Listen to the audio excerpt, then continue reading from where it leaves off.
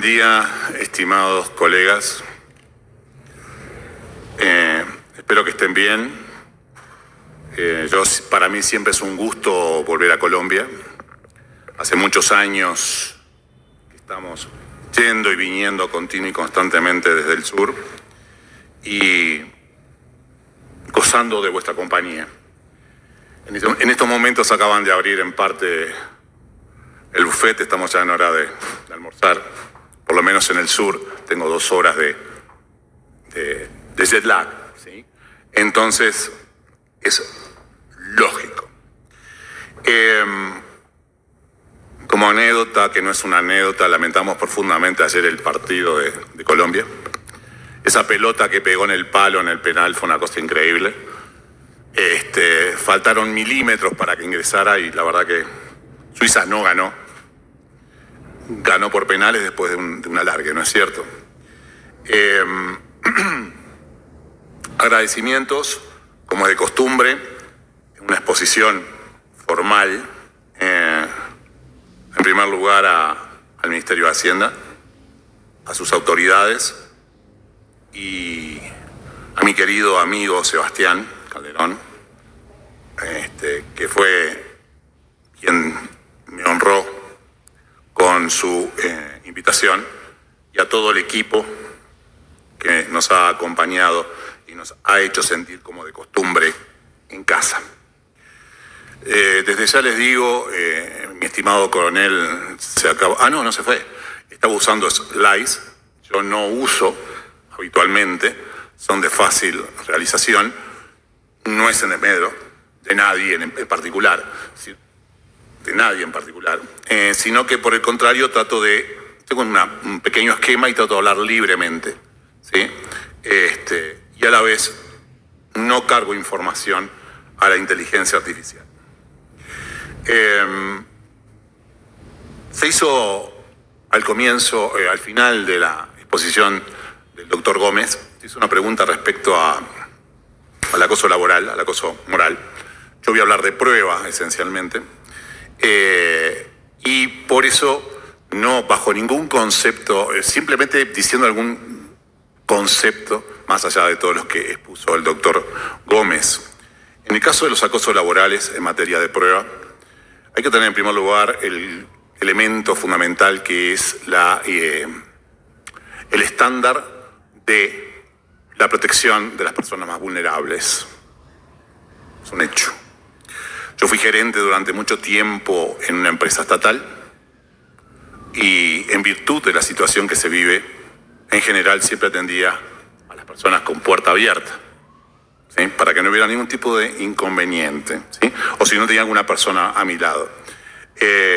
Por otra parte, en ese sentido ya de comienzo, ¿valen las capturas de pantalla? ¿Ha llegado el caso? ¿Valen las capturas de pantalla? Si en un acoso moral te envío un mensaje, ¿vale? La simple captura de pantalla. Por otra parte, el coronel mencionaba hoy el hecho de la prueba ultra efímera. ¿Qué hacemos con la prueba ultra efímera? La prueba ultra efímera es aquella que se desvanece rápidamente, como son, por ejemplo, los estados de WhatsApp, los estados de Instagram, los chats con borrado en cierre automático, los chats con una sola posibilidad de mirar. Lo vemos, cerramos y se terminó. Esa es prueba ultra efímera. ¿Cómo conservamos esa prueba? Bueno, muy bien. Se me acaba de ir el coronel. Trabajamos en conjunto. ¿Sí? Vamos a trabajar en conjunto en esos temas. Vamos a trabajar los abogados, con los peritos informáticos, con la policía. Muy buena la charla del estimado coronel que me presidió. Y asimismo con los escribanos que te hagan un acta de protocolización, ¿sí? Sobre esa prueba. Espero haber aportado algo a lo que dijo el doctor Gómez respecto a ese tema, que no es el de hoy para mí, y que tengo simplemente media hora para conversar de un tema amplísimo, muy amplio, ¿sí? Así que voy derechamente. Y de base ideas base de toda una exposición. No estamos en una época de cambio, estamos en un cambio de época. Hace tiempo esto ya, ¿sí? Me acuerdo que esa canción de los alemanes, Scorpion, cambio de época de cambio, Wind of Change, ya cambió desde el punto de vista del derecho, de todo el punto de vista, y el derecho cambió completamente todo lo que tiene que ver con el derecho analógico. Y ese es uno de los problemas que tenemos además. Tenemos un derecho analógico para aplicar en zona tecnológica o digital. Mi estimado predecesor decía, ley de activos virtuales. Colombia no tiene ley de activos virtuales. Él también mencionaba cómo se tributan activos virtuales. El Estado, el tío Sam, siempre quiere engullir. Es un hecho. Bueno, Uruguay acaba de aprobar una ley de activos virtuales que no dice nada respecto a eso. ¿Qué sucede con los activos virtuales cuando existe una sociedad conyugal? ¿Qué pasa con los activos virtuales cuando necesitamos cuando tenemos que abrir un testamento, una sucesión? ¿Dónde están las claves de las wallets, de las billeteras electrónicas? Los activos virtuales se guardan en una billetera como el dinero. ¿Dónde están las claves? Puedo seguir mucho tiempo. Al grano, otra vez. Esta exposición tratará de dejar, como dice la Biblia, simplemente un grano de mostaza para que en ustedes crezca aquellos que les interesa como un árbol bien fuerte, ¿cierto? No tenemos más tiempo que para eso. Cambio de época. Era del algoritmo. Estamos viviendo en la era del algoritmo. El ser humano comenzó buscando, si se me permite ampliamente, tal vez me falte algo, comenzó buscando oro, luego petróleo, y hace mucho tiempo que lo que devora son datos. Datos. No hay ninguna app gratuita, más allá de que te vendan publicidad, te devoran los datos, es continuo. Acciona el servicio de localización. Continuamente te lo están diciendo. Yo, para guardar mi intimidad, no tengo nada accionado. Uso Tor. Tor es un browser, un buscador. Es un Google, pero no centralizado. Mi estimado predecesor habló de centralización y descentralización. Yo, antes de ingresar, lo voy a explicar. Prefiero hablar poco de determinados temas, pero que queden bien claros. ¿Sí? Sin embargo, apenas llegué también acá en Colombia, hace poco estuve en Chile, a las horas en Google me estaban ofreciendo información de Colombia. O sea que ya me tenían centrado. Y yo tengo todo para que no lo hagan. Uso Tor, T-O-R, con DuckDuckGo, que es otra forma de complemento del browser. Sin embargo, se me estaban centrando. Esta época de cambio, este cambio de época comienza a fines del siglo pasado. Notoriamente, el teletrabajo que nos invadió, la regulación, en fin, etcétera, en la pandemia, es muy anterior. Ya se mencionaba en la Universidad de California del Sur en la década del 90. Lo mismo que la blockchain, de la cual mi querido y estimado predecesor presentó el tema también porque no tenía tiempo. Ustedes saben que hoy, hace tiempo ya, existe un tipo de justicia telemática, ¿sí? Con las audiencias virtuales, audiencias en el metaverso, más allá del universo. Aquellos juegos, ¿se acuerdan? Con aquellas gafas. Existe asimismo justicia descentralizada en cleros, P2P, entre pares. Son plataformas en donde son plataformas de arbitraje en donde uno presenta el caso y se resuelve entre pares, no entre jueces. Cleros con K. Estoy presentando algunos elementos del tema. Bien.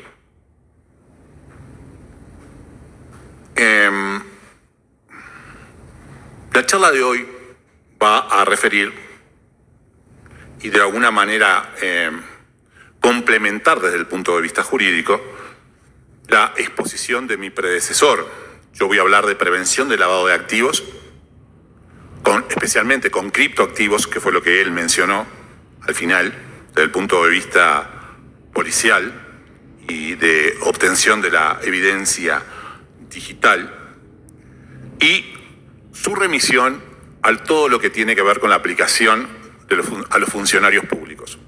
Porque los funcionarios públicos, en su vida particular, pueden tener algún tipo de relación con la prevención del lavado de activos, y ni qué decirlo en el Ministerio de Hacienda, por ejemplo, si se está controlando todo lo que tiene que ver con las transacciones. ¿Sí? No es el Ministerio de Hacienda, por lo menos en Uruguay y en Argentina, el órgano central, sino que es un órgano que está en el Banco Central, pero la relación entre el Banco Central y el Ministerio de Hacienda o el Ministerio de Economía es absoluta, ¿cierto? Entonces, ese va a ser el organismo central. Bien. Luego haré, como dije recientemente, una pequeña referencia a la prueba digital. ¿Qué es la blockchain? Lo dijo claramente mi predecesor. Es una cadena de bloques. Blockchain. El video que pasó fue claramente ilustrativo, en donde habló de la información que tiene cada bloque, ¿sí? El bloque génesis y los bloques que continúan, y del hash. El hash es un código alfanumérico, como él dijo, nombres, letras y números, que se genera a partir del ingreso de una información. A una información, un hash. Si ese hash, como él dijo, y como sucede, se altera, porque se alteró la información, la cadena de bloques cae. Y es claramente una fuente de evidencia digital manifiesta. Así que el hash es muy importante. La cadena de bloques, se refirieron precedentemente a la cadena de bloques descentralizada, tiene varios tipos. Hay varios tipos de cadena de bloques.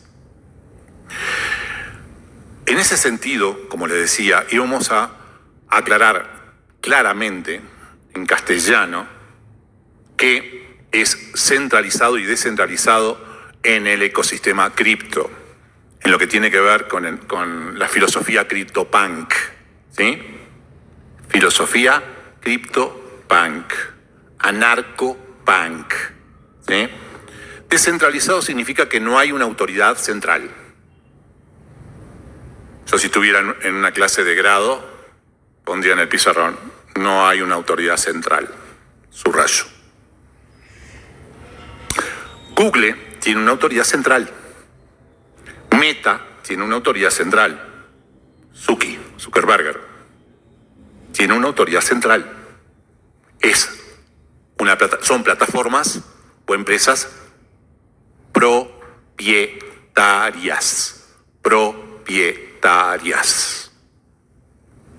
A ello se le contrapone las plataformas o empresas descentralizadas.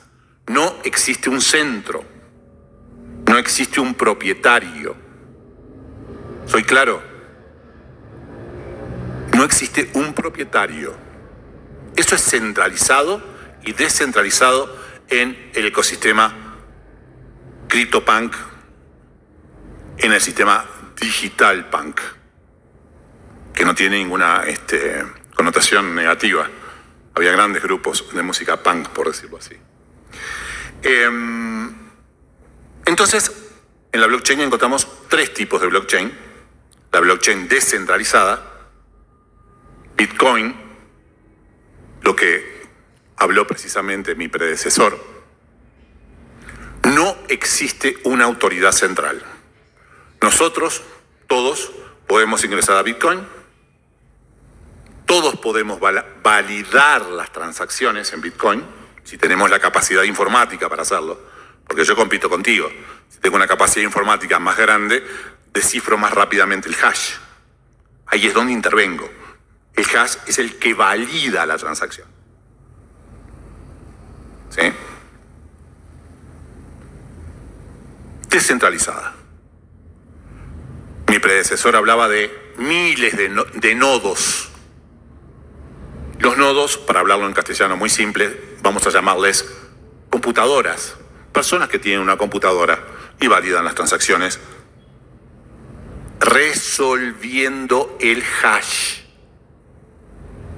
Resolviendo el hash. Ahí es cuando valido la transacción.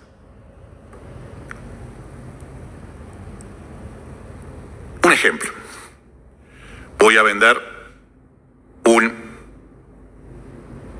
una casa, un automóvil de alta gama. ¿Sí? Viene Sebastián y me dice, te lo compro. Sí, te lo compro. $75.000. Sebastián viene y me dice, te lo pago en activos virtuales, en cripto. Te lo pago en Bitcoin, me dice. Y yo le digo, ¿estás de acuerdo con el precio? Sí. Te acepto Bitcoin, le digo yo. O sea que entonces transamos en Bitcoin, en esa criptomoneda. Para eso, yo le voy a dar mi clave pública, en un castellano muy simple, mi correo electrónico, mi dirección de la wallet, de la billetera, donde yo guardo los criptoactivos. Él va a entrar en su billetera electrónica, con su clave privada, con su contraseña de correo electrónico. Lo estoy haciendo sencillo para que se me entienda. ¿Sí? Él va a entrar a su cartera, a su billetera, con su clave privada, va a digitar mi clave pública, mi correo electrónico, digita los $75.000 en Bitcoin, los envía. Yo los recibo. ¿Cuándo? Cuando abro mi billetera electrónica con mi contraseña privada, correo electrónico, piensen en un correo electrónico, y ahí veo que me enviaron la cantidad correspondiente. Así funciona el tema de las transacciones en cripto. Es importante esta distinción entre las plataformas descentralizadas, centralizadas y federadas, por todo lo que tiene que ver con la prueba y el acceso a la prueba en estas plataformas. Luego tenemos las plataformas centralizadas. Aquellas que tenemos las no propietarias, donde todos podemos intervenir, ingresar libremente a la blockchain, y después tenemos las propietarias. Las propietarias tienen un dueño, o varios, pero son 2, 3, 4. Para ingresar, tengo que pedir permiso. Y si me dejan ingresar, podré actuar de conformidad a los permisos que me den. En castellano, pensando, ¿sí? Google es centralizado, no es una blockchain, por supuesto, pero es centralizado. ¿Sí? Bueno, la blockchain centralizada actúa con un propietario. Y luego tenemos las plataformas federadas o híbridas de blockchain, que son aquellas que tienen las características híbridas. ¿Sí? Hay una autoridad central que me permite ingresar y así ver lo que se me antoja en la plataforma blockchain.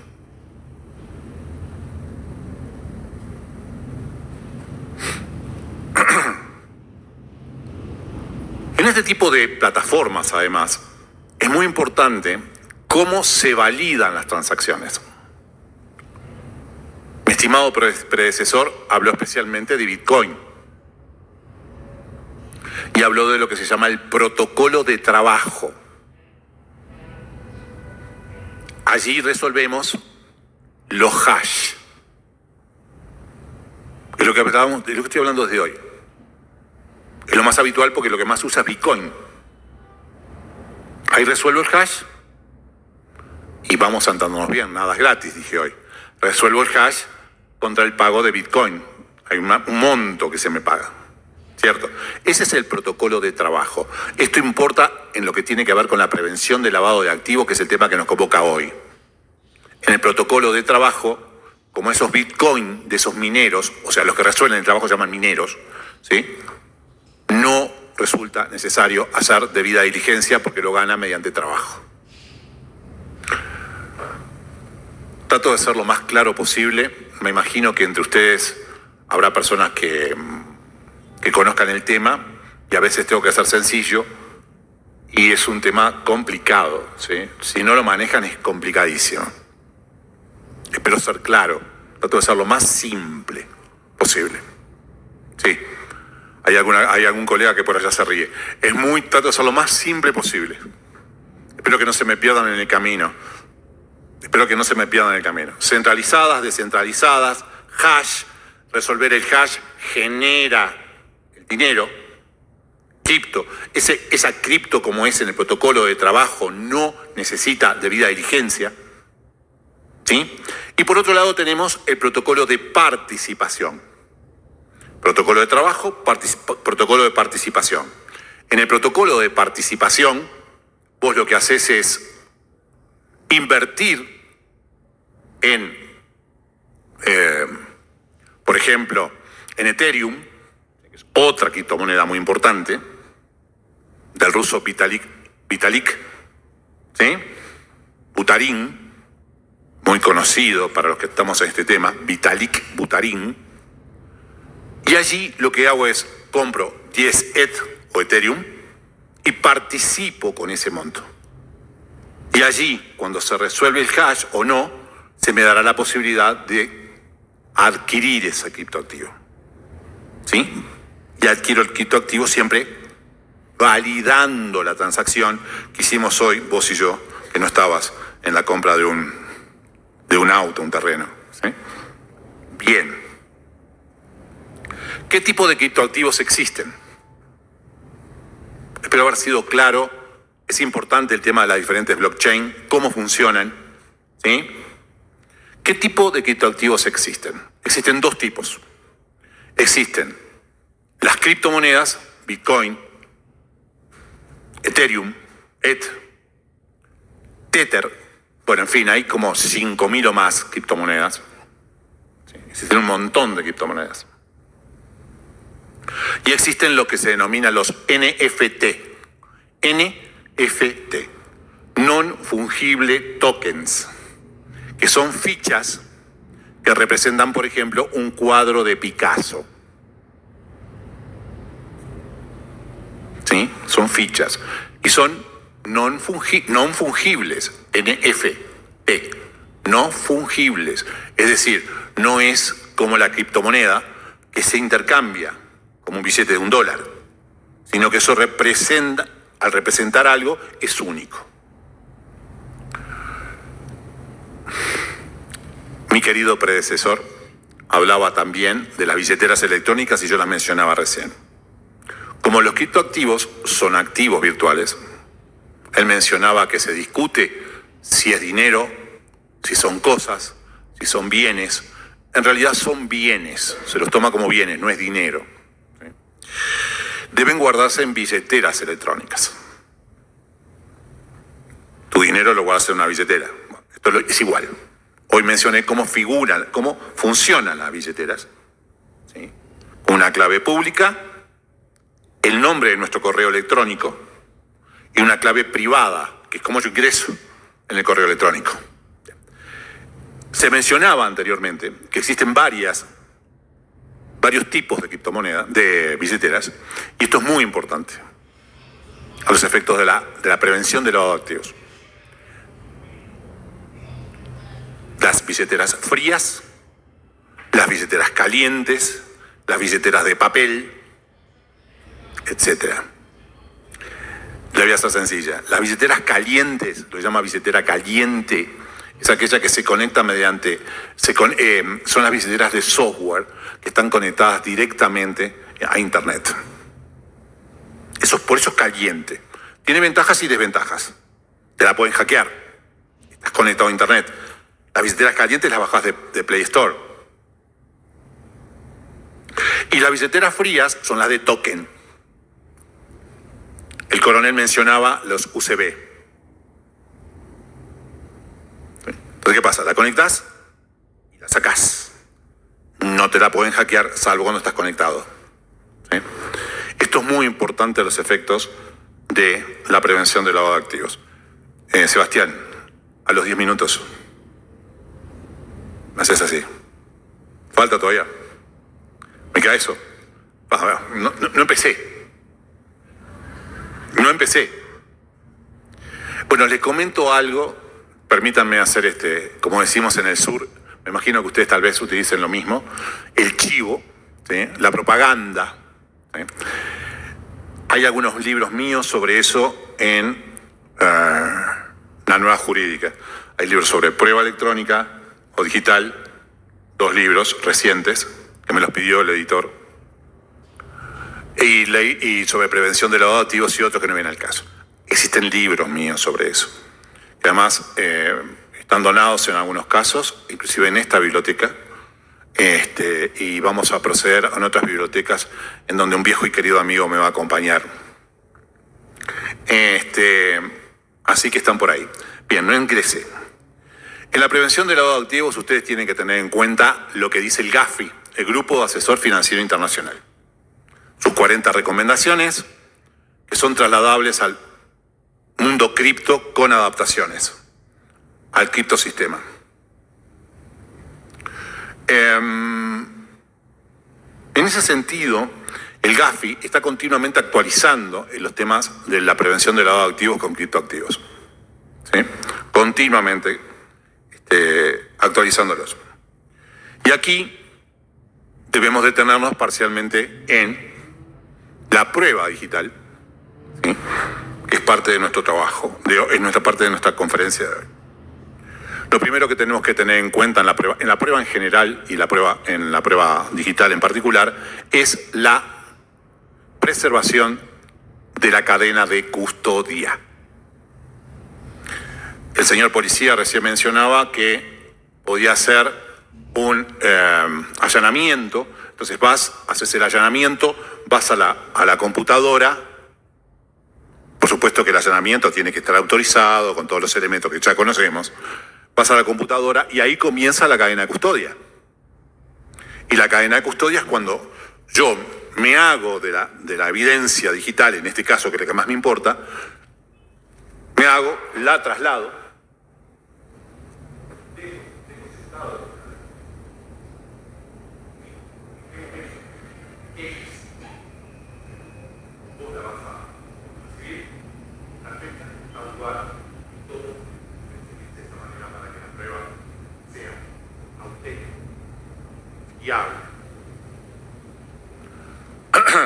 Cadena de custodia, fundamental.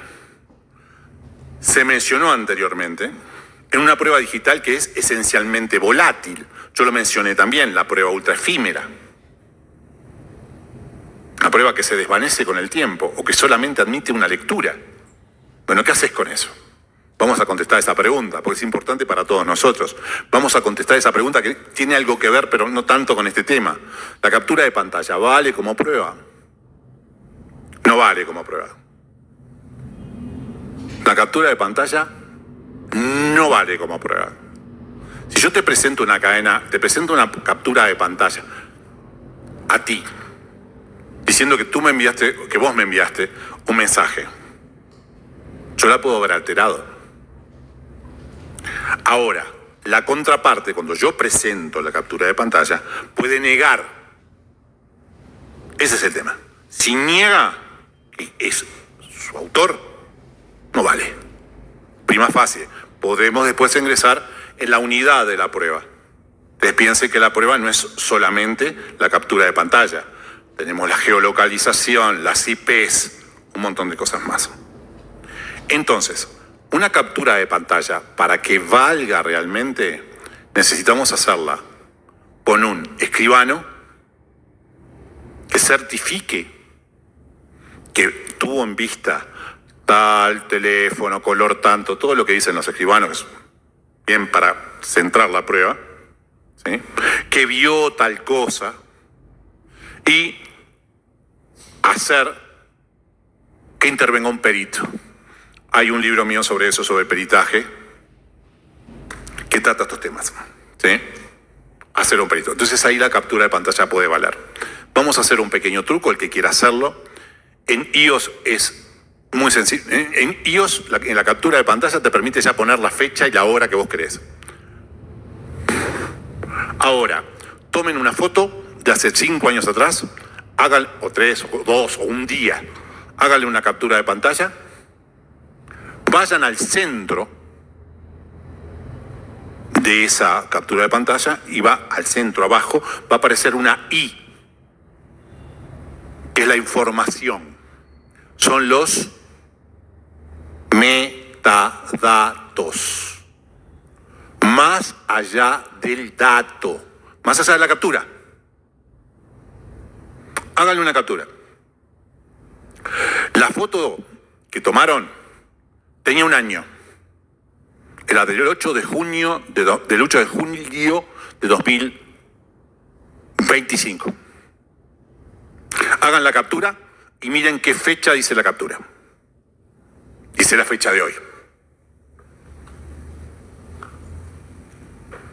Los metadatos son absolutamente manipulables. Pero estos no son los únicos metadatos. Un técnico informático,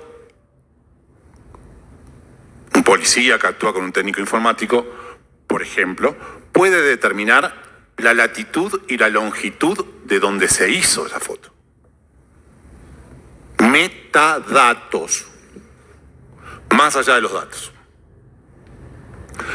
La geolocalización, queridos colegas, otro elemento de prueba fundamental. Geolocalización. Como yo siempre digo, me gusta llamarlo así porque es muy claro. El tío Sam y todas las plataformas, y casi todas las plataformas saben en dónde estamos.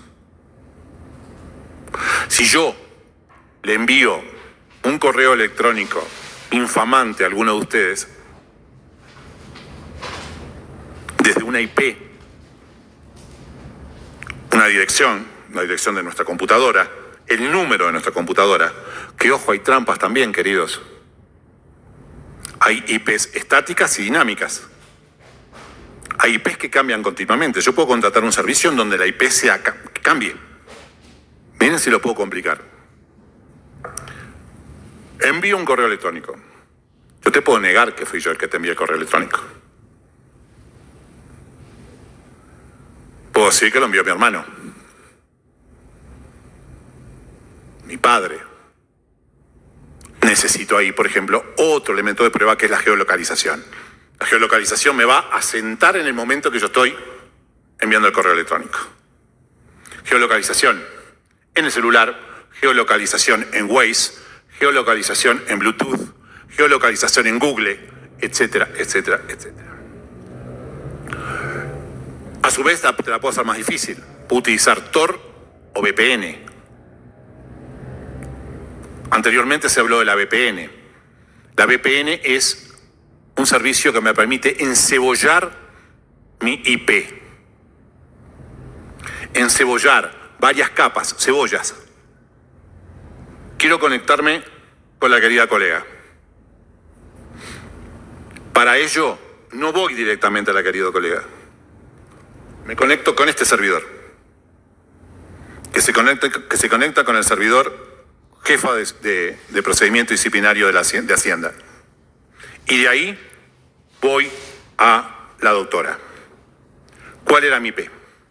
¿Quién sabe mi IP? El único que sabe mi IP, la colega no lo sabe, porque el IP que le va a aparecer es el de la doctora. Es el que le envía. Y el único que sabe mi IP es, en este caso, Sebastián. Vamos a finalizar empezando. Debida diligencia. ¿Qué debida diligencia se utiliza cuando existe posibilidad de prevención de lavado de activos con cripto? Se utiliza debida diligencia intensificada, la más potente, para aquellos que hacen prevención de lavado de activos. Por lo menos en mi legislación, en la legislación del sur. En realidad es una recomendación de la regla de viaje del GAFI, ¿sí? Intensificada. ¿Por qué? Porque intervienen elementos tecnológicos que aseguran la anonimación. Señores, quedo a entera disposición de ustedes para lo que necesiten. Ya veo que no solamente me marcaron los 5 minutos, sino que se me levantaron.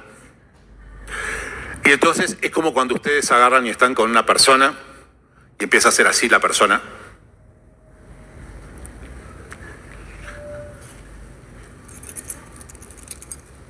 O va y agarra el picaporte. Terminen, ya voy a terminar. Terminen. Quedo a disposición de ustedes. Quiero que sepan que para mí fue un gusto. Hice una pequeña introducción. Espero que se queden con esta frase final. Ahora sí me retiro.